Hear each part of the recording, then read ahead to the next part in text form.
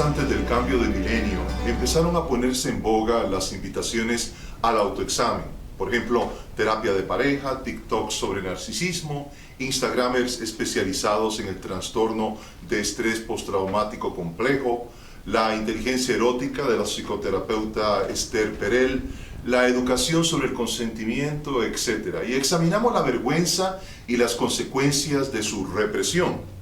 Muchas horas de las conocidas TED Talks se han llenado con puntuales apelaciones a abordar la vergüenza oculta en cada uno de nosotros y sus efectos colaterales. Sabemos que cuando la vergüenza no se examina, puede contribuir a comportamientos que van desde lo pasivo-agresivo hasta lo violento físicamente hablando. Cuando una persona se avergüenza, por ejemplo, de sus deseos, de su sexualidad o de sí misma, es más probable que se vuelva introvertida, actúe disfuncionalmente e incluso se deshumanice gradualmente para divertirse cosificando a otros seres humanos. En este contexto, la figura que ha sabido capitalizar escénicamente los temas de la vulnerabilidad, la vergüenza y la violencia, creando experimentos sociales en el marco del performance, ha sido indudablemente la serbia Marina Abramović. En una carrera que abarca más de 5 décadas, Abramović ha impulsado el arte escénico performativo desde sus inicios experimentales hasta su estado actual. Su reciente muestra retrospectiva en la Real Academia de las Artes en Londres ha confirmado, bajo su guía temática no cronológica, su visión del arte efímero como un conocimiento líquido y su inventiva práctica profesional con base en la recreación de algunas de sus más conocidas puestas en escena, fotografías, videos, objetos e instalaciones. La exhibición realizada en Londres, que tomó 7 años en su gestación, presentó 4 de las contribuciones icónicas de Abramović, que fueron interpretadas diariamente por artistas en vivo en las galerías del museo. 3 de estas representaciones fueron desplegadas por primera vez en Inglaterra: Imponderabilia del 77, Desnudo con esqueleto del 2002 y La casa con vista al mar del 2002. Marina Abramović, que originalmente se formó como pintora en la Academia de Bellas Artes de Belgrado, se dedicó a la interpretación escénica a principios de la década del 70 y estableció las características distintivas de su práctica: acciones cotidianas ritualizadas a través de la repetición y la resistencia. Es pionera en el uso del cuerpo vivo en su trabajo y ha puesto a prueba constantemente los límites de su propia tolerancia física y mental. No obstante, ha seguido navegando por un espacio entre lo personal y lo social, lo conceptual y lo existencial, lo físico y lo espiritual.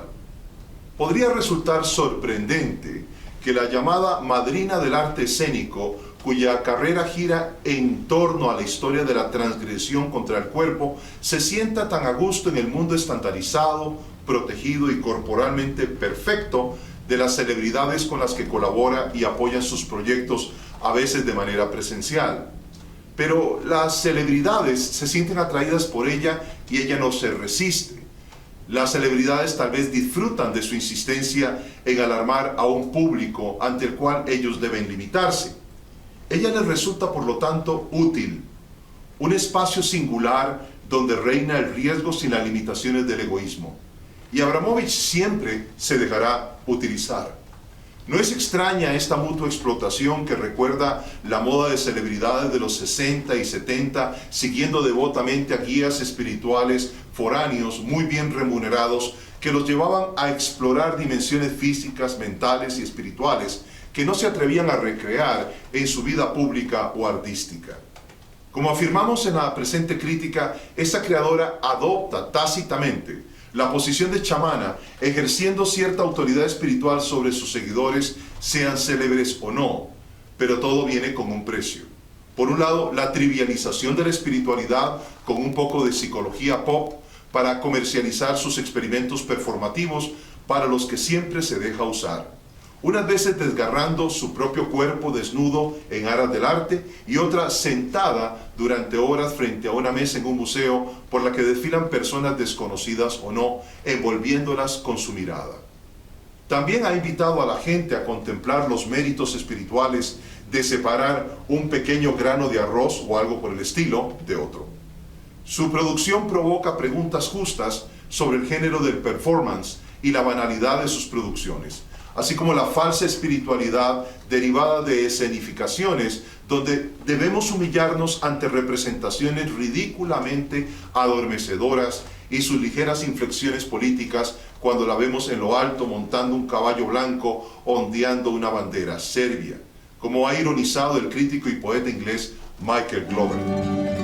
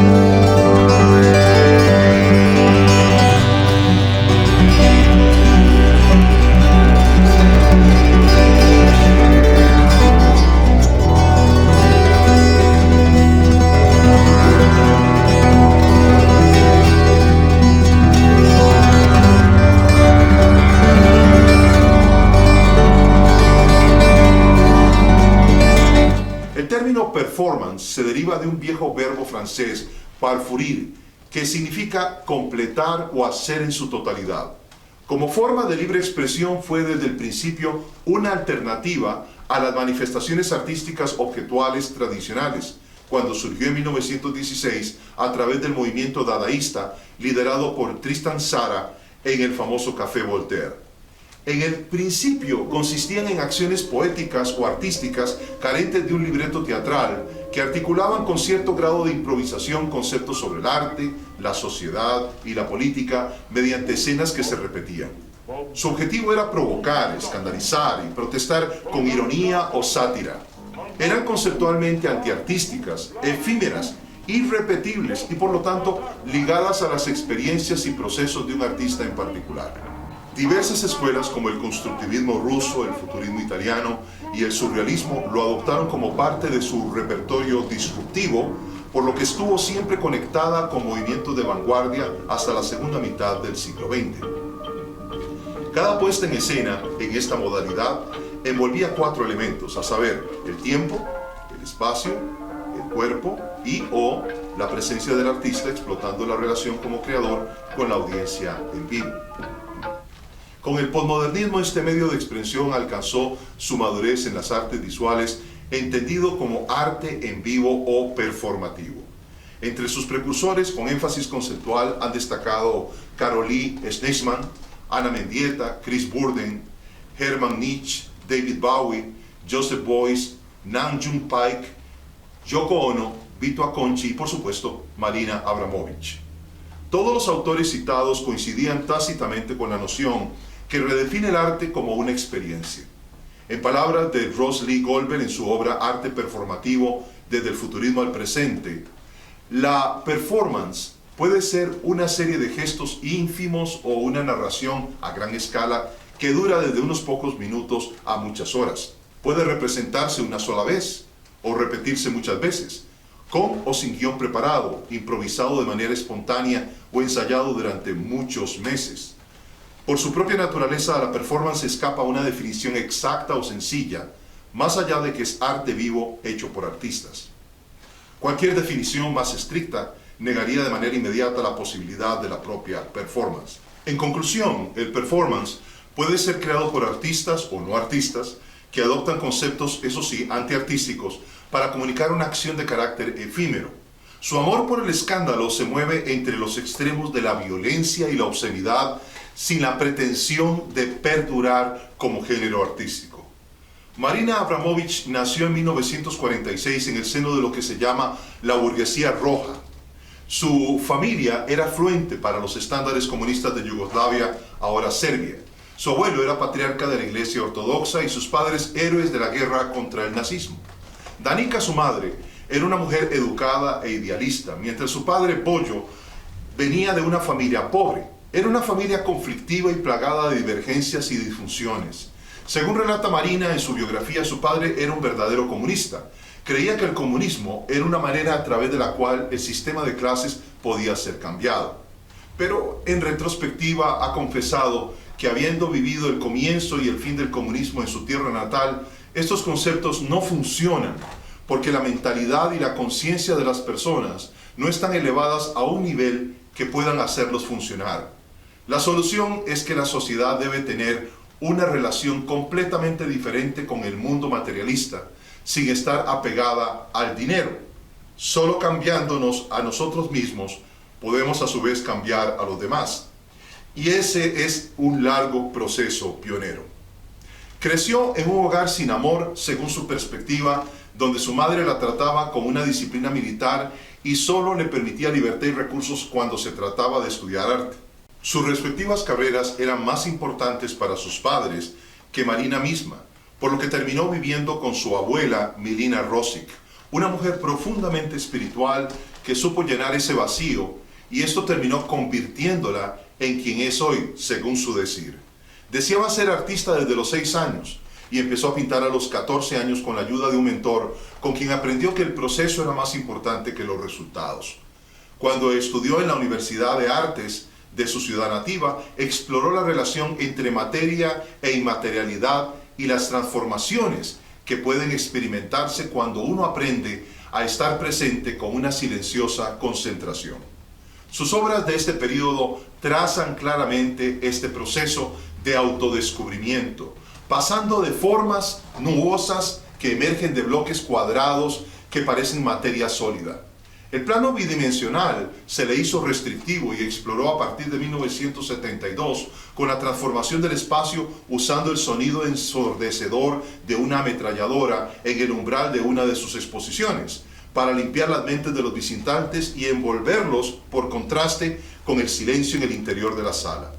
Luchó con la linealidad del tiempo y el espacio y se adentró en su indagatoria artística en los conceptos de la existencia y el presente mediante sus primeras incursiones en el performance. Su exploración en esta etapa incluyó palabras centrales como pérdida, memoria, ser, dolor, resistencia y confianza. Para que el público interactuara con la escenografía y se mantuviera enganchado, descubrió que se requería una discusión más amplia sobre la condición de estos como testigos de la experiencia. La única vida de la performance es el presente, exclamaría en el 2017 Abramovich.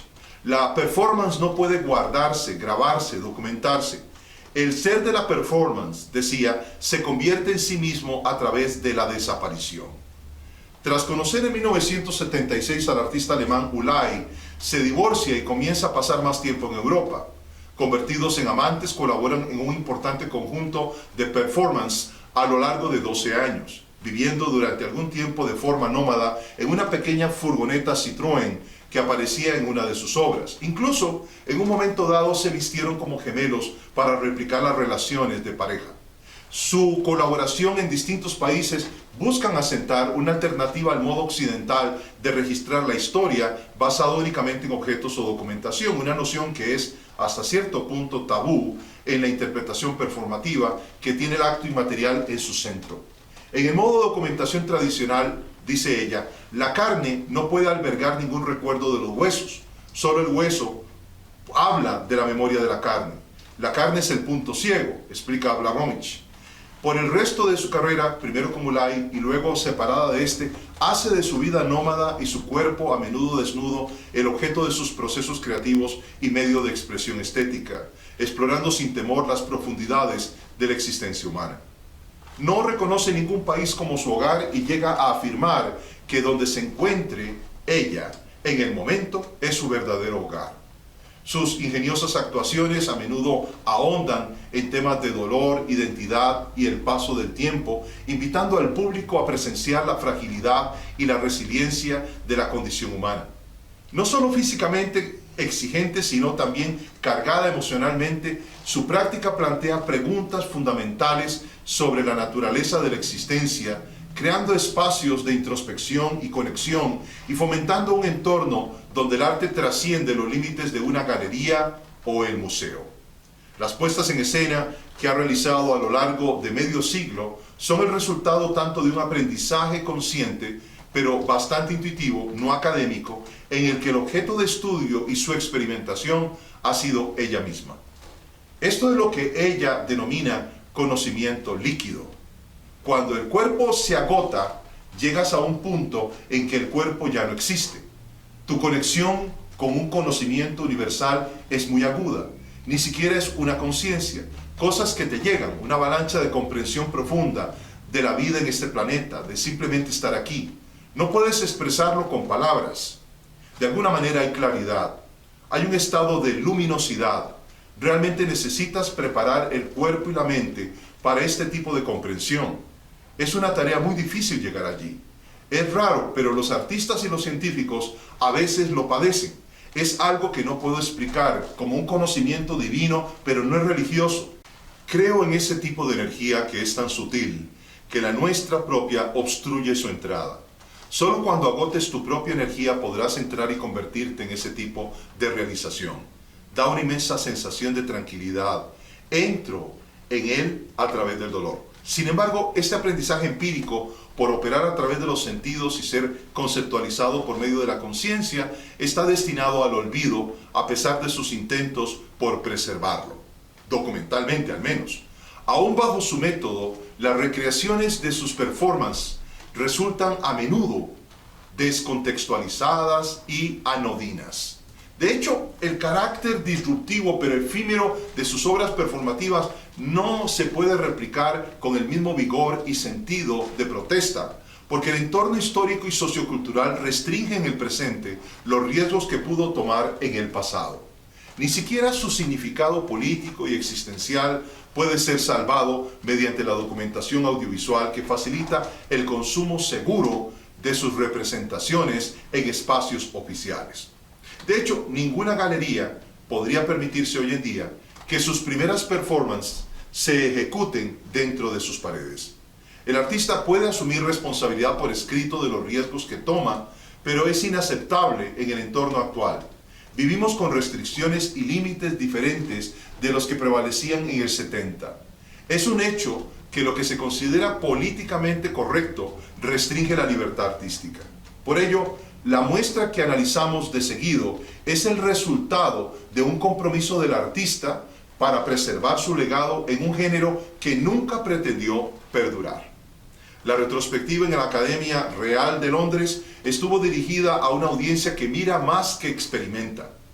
En la primera sala, proyectados en la pared, se muestran 74 videos, cada uno de los cuales exhibe a un miembro del público sentado frente a Marina Abramovich durante su performance El artista está presente en el Museo de Arte Moderno de Nueva York en el 2010.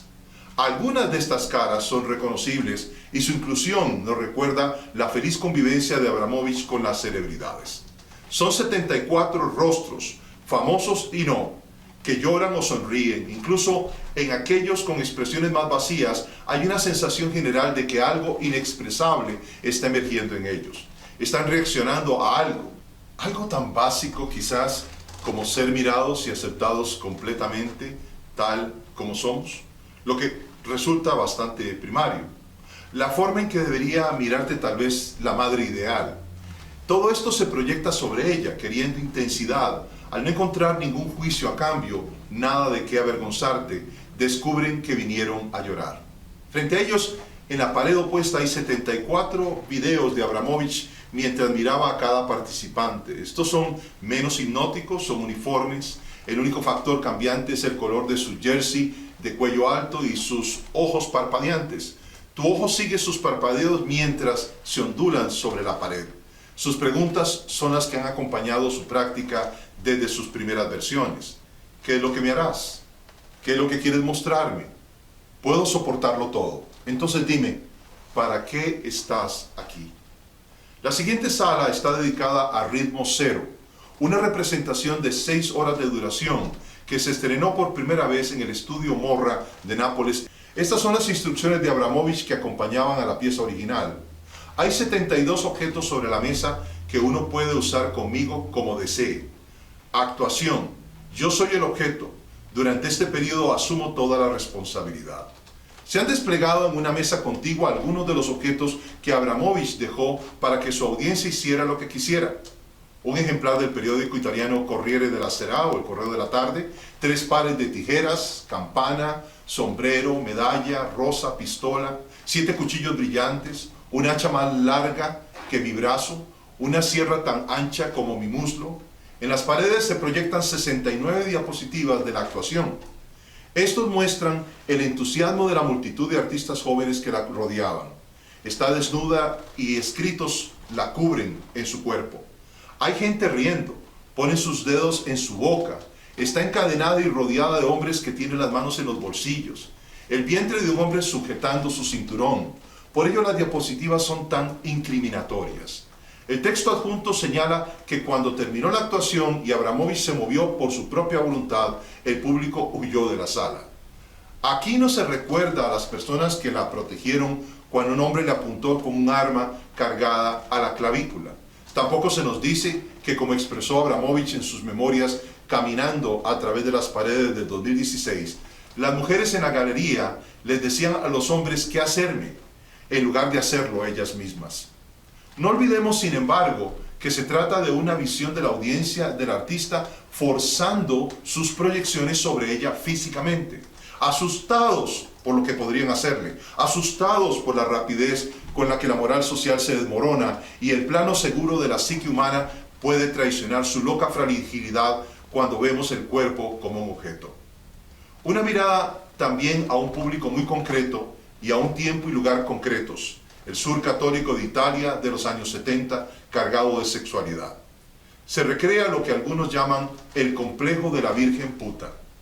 Esta visión de un público diferente se repite en las galerías de la Real Academia como una repetición de Imponderabilia presentada por primera vez en la Galería Comunale d'Arte de Moderna en Bolonia en 1977, en la que Abramovich y su entonces compañero Ulay estaban desnudos uno frente al otro para obligar a que los miembros del público pasaran entre ellos rozándolos inevitablemente.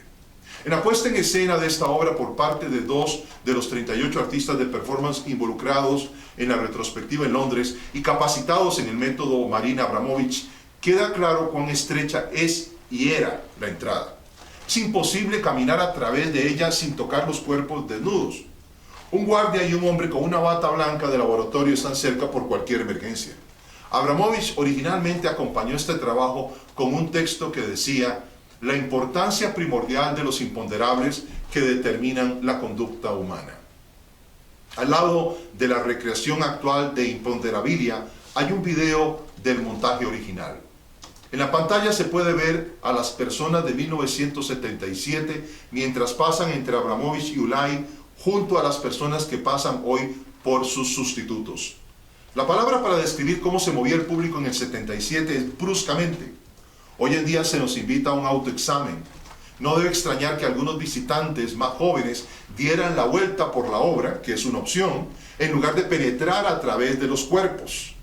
Esto no es, como dijo un crítico, trampa. Es un claro indicador de los cambios generacionales en la audiencia. Las nuevas generaciones han sido despojadas de las preguntas de las generaciones precedentes, que ahora lucen disipadas en el aire. Una vez que hemos recorrido o rodeado Imponderabilia, la retrospectiva comparte una visión contrastando las audiencias que en el pasado experimentaron la obra con respecto a la audiencia actual. Hay también reposiciones de Desnudo con esqueleto, un performance del 2005, y La casa con vista al mar del 2002. Hay una sala de trabajo tallada en cristales que evocan la nueva era con sus piedras de gran energía geológica y humana, un tema que se aprovechó en la tienda de regalos de la galería. Se trata de objetos transitorios de uso humano. En Dragón Negro, una instalación de 1990, puedes recostarte sobre 3 almohadas minerales, una para la cabeza, otra para el corazón y otra para el sexo. El cuarzo negro y el ágata marrón de estas esculturas parecen repetirse satisfactoriamente en las antiguas puertas de la Real Academia. La sala final está preparada para la casa con vista al mar, donde los artistas del performance Elke Luiten, Kira O'Reilly y Amanda Coogan pasan 12 días cada una cuando tuvo lugar la retrospectiva, 12 días dentro de la instalación. La propuesta tiene un significado un tanto vacío actualmente con respecto a cuando se presentó en Nueva York después de los ataques contra las Torres Gemelas. Ver al artista tomando solo agua por 12 días lo convirtió en una verdadera vigilia. En la siguiente sala ingresamos al dominio del artista con nuestros teléfonos, con sus cámaras intrusivas y semiocultas. 2 guardias de seguridad han entrado antes para discutir la cinta gris que delimitaba un determinado espacio en el suelo mientras la gente esperaba pacientemente. Al final, estuvieron presentes no menos de 6 guardias y personal de la galería. Entonces ingresaron un hombre y una mujer, vestidos con batas blancas de laboratorio. Ella se quitó la bata y subió desnuda por una escalera hasta un asiento de bicicleta suspendido en lo alto de la pared. Reordenó su pubis y cuando estuvo centrado sobre la silla, soltó las piernas en punta y le quitaron la escalera. Esto se llama luminosidad del 97. La luz sobre ella es asombrosamente brillante. Los guardias mueven su mirada entre la multitud expertamente, mirando a la gente a los ojos. Nadie se saldría con la suya con una foto o acercándose demasiado. Han desplegado una protección que Abramovich nunca tuvo. Y este es el deseo declarado, que los artistas del performance que ocupen su lugar fueran bien atendidos.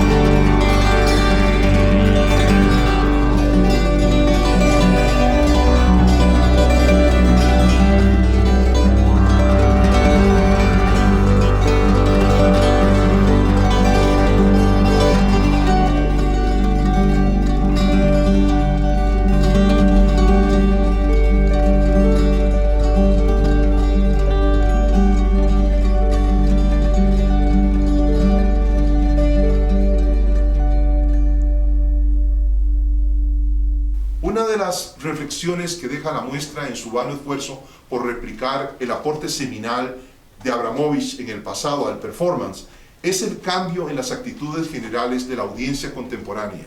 Se puede argumentar sin temor a error que los espectadores se han desensibilizado al acostumbrarse a vivir en una cultura donde la violencia y la crueldad se despliega, donde se cosifica la sexualidad multimedialmente. De hecho, para conectarse con su retrospectiva, uno debe aceptar lo efímero de su producción para empezar a contextualizarla.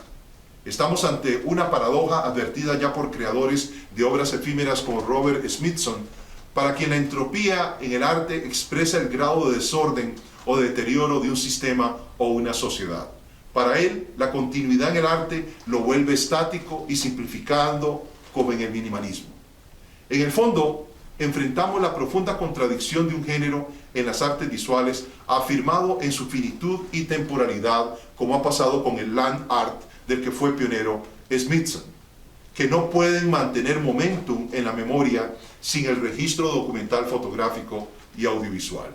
Y sin embargo, pioneros como Abramovich se desviven por resistir, creando un legado basado en lo efímero.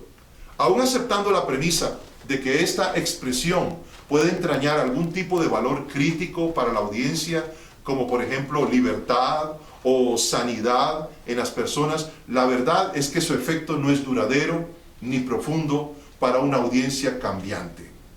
Viene al caso su más reciente biografía, donde ama citar a su colega y pionero en el performance, Yves Klein. Decía, mis pinturas son las cenizas de mi arte. Pero seamos francos, sin legado no hay notoriedad, y sin esta no hay dinero.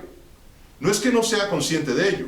Por ello, en una entrevista en la BBC en el 2023, confesó respecto a la retrospectiva en Londres que es realmente difícil hacer una obra presentable de una manera que no luzca anticuada. Algunos de los trabajos tienen energía para sobrevivir el tiempo. Siempre he estado interesada en la documentación y cómo presentar el trabajo para un futuro cuando ya no esté aquí o nada quede. Parte del problema consiste en que es imposible para ella presentar nuevas obras sin su nombre unido a ellas. Por eso el performance, al depender tanto de la presencia de su creador, se convierte en un obstáculo para su longevidad. No hay concepto o valores estéticos que sobrevivan a la firma de autoría o a su celebridad. La resiliencia del arte de Abramovich comienza y termina con ella misma por su carácter autobiográfico. A sus 77 años, su memoria y sus cicatrices físicas cuentan una historia de 50 años de creación ante un público inconsistente y a menudo indiferente, que vive más para el momento de un selfie con una celebridad que, como todas, pronto dejará de ser.